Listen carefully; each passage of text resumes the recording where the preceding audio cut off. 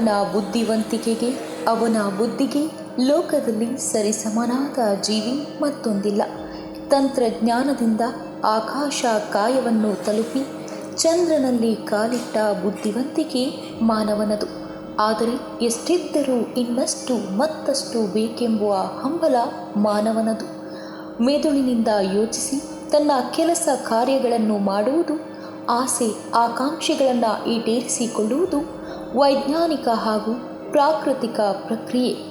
ಇದು ಮನುಷ್ಯನ ಬುದ್ಧಿವಂತಿಕೆಯನ್ನು ಬಿಂಬಿಸುತ್ತದೆ.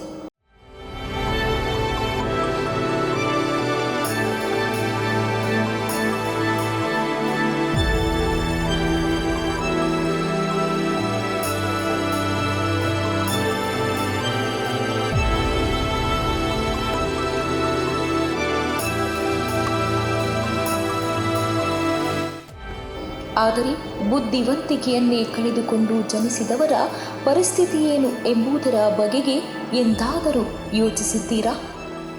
ವೀಕ್ಷಕರೇ, ಇವರನ್ನು ದೇವರ ಮಕ್ಕಳು ಎಂದರೆ ತಪ್ಪಾಗುವುದಿಲ್ಲ. ಕಪಟ ಅರಿಯದ, ಮೋಸ ವಂಚನೆ ತಿಳಿಯದ ಇವರನ್ನು ಬುದ್ಧಿಮಾಂದ್ಯರು ಎಂದರೆ ತಪ್ಪಾಗುತ್ತದೆ. ಮನುಷ್ಯನ ಹುಟ್ಟಿನಿಂದ ಸಾವಿನವರೆಗೂ ನಾನಾ ರೋಗಗಳು, ಕಾಯಿಲೆಗಳು ಬಂದು ಹೋಗುವುದು ಸಹಜ. ಆದರೆ ಹುಟ್ಟಿನಿಂದಲೇ ಪ್ರಕೃತಿಯ ಸಹಜತೆಯನ್ನು ತಿಳಿಯದಂತಾಗಿ ಮನೋವೈಫಲ್ಯ ಉಂಟಾದ ಈ ವಿಶೇಷ ಚೇತನರು ಸದಾ ಹಸನ್ಮುಖಿಗಳು.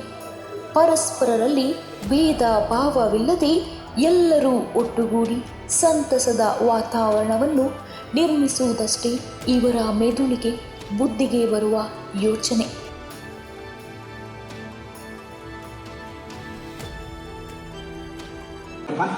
My name is Manjunath. My name is Manjunath. Very good. English ಯಾರು ಹೇಳ್ಕೊಟ್ಟಿದ್ದು ನಿಮಗೆ? ಮಿಸ್. ಏನೇನೆಲ್ಲ ಬರುತ್ತೆ ನಿಮಗೆ? ABCD. Some 2 and only one Sunday, Monday, Chaitra, Visakha.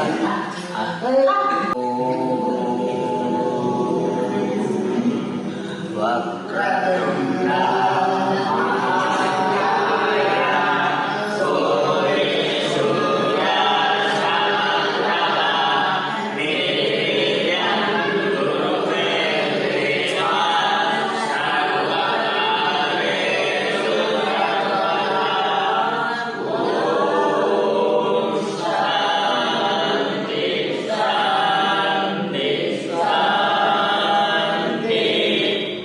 ಆರೋಗ್ಯ ಸಮಸ್ಯೆ ಎಲ್ಲ ಮಕ್ಕಳಿಗೆ ಇದೆ. ಆಲ್ಮೋಸ್ಟ್ ಅಲ್ಲಿ 30 ಮೆಂಬರ್ಸ್ ಇದರಲ್ಲಿ ಆರೋಗ್ಯ ಸಮಸ್ಯೆ ಇದೆ. ಎಲ್ಲರಿಗೂ ಪಿಟ್ಸ್ ಬರೋದು ಆ ಥರ ಎಲ್ಲ ಆಗುತ್ತೆ. ಇವಾಗ ಮನು ಅಂತಾನೆ ಅವ್ರಿಗೆ 2 ಕಿಡ್ನಿನೂ ಫೇಲ್ಯೂರ್ ಆಗಿತ್ತು. ಅವನಿಗೆ ಡಯಾಲಿಸಿಸ್ ಎಲ್ಲ ಮಾಡಿಸ್ತಾನೆ ಇವಾಗ ಸ್ವಲ್ಪ ಮೇ ಬಿ ರಿಕವರಿ ಆಗಿದೆ. ಇದೆ ಎಲ್ಲರೂ ಪಿಟ್ಸ್ ಬರ್ತಾನೆ ಇರುತ್ತೆ. ಟ್ಯಾಬ್ಲೆಟ್ಸ್ ಕೊಡ್ತಾರೆ. ಎಷ್ಟು ಜನ ಮಕ್ಕಳಿಗೆ ಟ್ಯಾಬ್ಲೆಟ್ಸ್ ಕೊಡ್ತೀರಾ ಪ್ರತಿದಿನ? 32 ಮೆಂಬರ್ಸ್. 32 ಜನಕ್ಕೆ ನೀವು ಟ್ಯಾಬ್ಲೆಟ್ಸ್ ಕೊಡ್ತೀರಾ? ಅಂದರೆ 1 ಟೈಮ್ ಟ್ಯಾಬ್ಲೆಟ್ಸ್ ಇಲ್ಲ 3 ಟೈಮ್ ಕೊಡಬೇಕಾಗುತ್ತಾ? 2 ಟೈಮ್ಸ್ ಕೊಡ್ತೀವಿ. ಜಾಸ್ತಿ ಏನಾದ್ರು ಪಿಟ್ಸ್ ಬಂದು ವೆದರ್ ಏನಾದ್ರು ಚೇಂಜ್ ಆಗಿದ್ರೆ 3 ಟೈಮ್ಸ್ ಕೊಡ್ತೀವಿ. ಎಲ್ಲರಿಗೂ 100, 500, 300, 200 ಆ ಥರ ಇದೆ. ನೋಡ್ಬೋದು ಡಾಕ್ಟ್ರ್ ಏನು 3 ಮಂತ್ಸ್ಗೆ ಚೇಂಜ್ ಮಾಡಿ ಅದೇ ಥರ.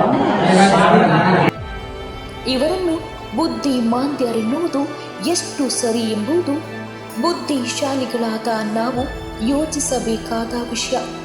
ನಮ್ಮಲ್ಲಿನ ನ್ಯೂನ್ಯತೆಗಳನ್ನು ಮುಚ್ಚಿಡಲು, ಮರೆಮಾಚಲು ನಾವು ನಾನಾ ವಿಧದ ಯೋಚನೆಗಳಲ್ಲಿ ತೊಡಗಿರುತ್ತೇವೆ. ಆದರೆ ಇವರ ನ್ಯೂನ್ಯತೆಗಳು ಮುಚ್ಚಿಡಲಾರದಂಥವು.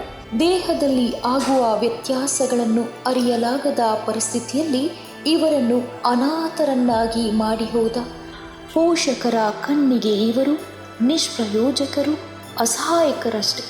ಆದರೆ ಸಹೃದಯಿಗಳು ಇವರ ಅಂತರಾಳವನ್ನರಿತು ಇವರ ಬೆಂಬಲಕ್ಕೆ ನಿಂತಿರುವುದು ಮನುಕುಲವೇ ಮೆಚ್ಚಬೇಕಾದಂತಹ ಕೆಲಸ.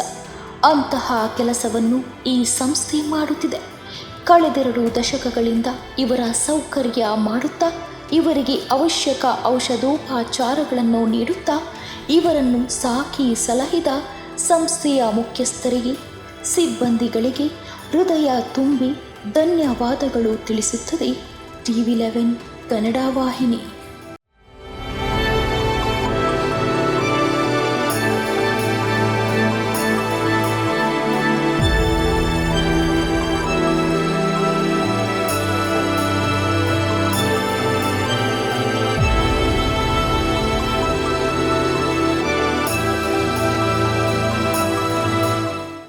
ಒಳ್ಳೆ ಗುಣಮಟ್ಟದ ಆಹಾರ ಕೊಡ್ತಾ ಇದ್ದೀರಾ. ಹೌದು ಸರ್. ಪಾಯಸ ಅಂತೆ, ಹಪ್ಪಳ ಅಂತೆ, ಮಕ್ಳಿಗೆ ಏನೇನ್ ಖುಷಿ ಕೊಡ್ತಕ್ಕಂತ ಆಹಾರ ಇದೆ ಅವ್ರಿಗೆ ಕೃತಕವಾಗಿ ಇಲ್ಲೇ ತಯಾರು ಮಾಡಿ ನಾವು ಹಾಕ್ಸ್ತೀವಿ ಹೊರತು ನಮ್ಮ ಬಾಣಸಿಗರಿರ್ತಾರೆ ಅವ್ರಿಗೆ ಮಾಡಾಕ್ತಾರೆ.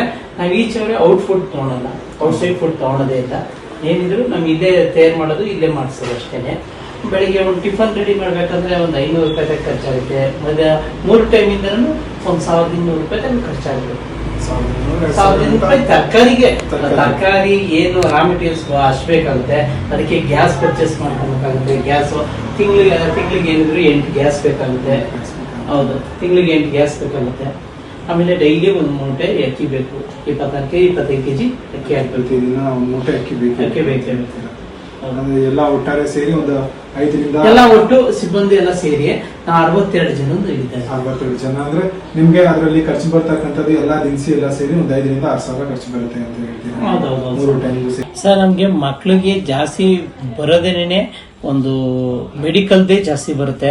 ಅವ್ರಿಗೆ ಔಷಧೋಪಚಾರ ಅವೆಲ್ಲ ಜಾಸ್ತಿ ಬರುತ್ತೆ ಸರ್. ಒಂದ್ ಯಾರಾದ್ರೂ ಒಂದು ಆಂಬುಲೆನ್ಸ್ ವ್ಯವಸ್ಥೆ ಮಾಡಿದ್ರೆ ಬಾರಿ ಒಳ್ಳೇದ ಸರ್. ನಾವು ಮಗು ಹುಷಾರಿಲ್ಲ ಅಂತಂದ್ರೆ ಕರ್ಕೊಂಡು ಹೋಗ್ಬೇಕು ಅಂದ್ರೆ ಒಂದು ಆಟೋಗೆ 500 ರೂಪಾಯಿ 400 ರೂಪಾಯಿ ಹೇಳ್ತಾರೆ. ಒಬ್ಬ ಹುಡುಗನ್ ಕರ್ಕೊಂಡು ಹೋಗಿ ಬರ್ಬೇಕು. ಅದೇ ಆಂಬುಲೆನ್ಸ್ ಇದ್ರೆ ನಮ್ಗೆ ಒಂದು ಅನುಕೂಲ ಆಗುತ್ತೆ. ಕರ್ಕೊಂಡ್ಬರುತ್ತೆ. ಯಾಕಂದ್ರೆ ಪ್ರತಿಯೊಂದು ದಾನಿಯಿಂದ ನಡಿಬೇಕು. ದನಿಯಿಂದ ಅವಾಗ ಒಂದ್ ಸ್ವಲ್ಪ ತೊಂದರೆ ಆಗುತ್ತೆ. ಪ್ರತಿಯೊಂದಕ್ಕೂ ನಾವು ಹಾಸ್ಪಿಟ್ಲಿಗೆ ಕರ್ಕೊಂಡು ಹೋಗ್ಬೇಕು ಅಂತಂದಾಗ ನಮ್ಗೆ ಗಾಡಿ ಆಟೋ ಹೊಂಚ್ಬೇಕು. ಆಟೋದಿಂದ ಕರ್ಕೊಂಡೋಗಿ ಕರ್ಕೊಂಡ್ಬರ್ಬೇಕು. ಆಮೇಲೆ ನಮ್ಗೊಂದು ವೆಹಿಕಲ್ ಫೆಸಿಲಿಟಿ ಇಲ್ಲ. ಯಾರೋ ದಾನಿಗಳ ಮುಖಾಂತರ ಒಂದು ಆಂಬುಲೆನ್ಸ್ ಒಂದು ವ್ಯವಸ್ಥೆ ಆದ್ರೆ ಮಕ್ಳಿಗೂ ಅನುಕೂಲ ಆಗುತ್ತೆ ಸರ್.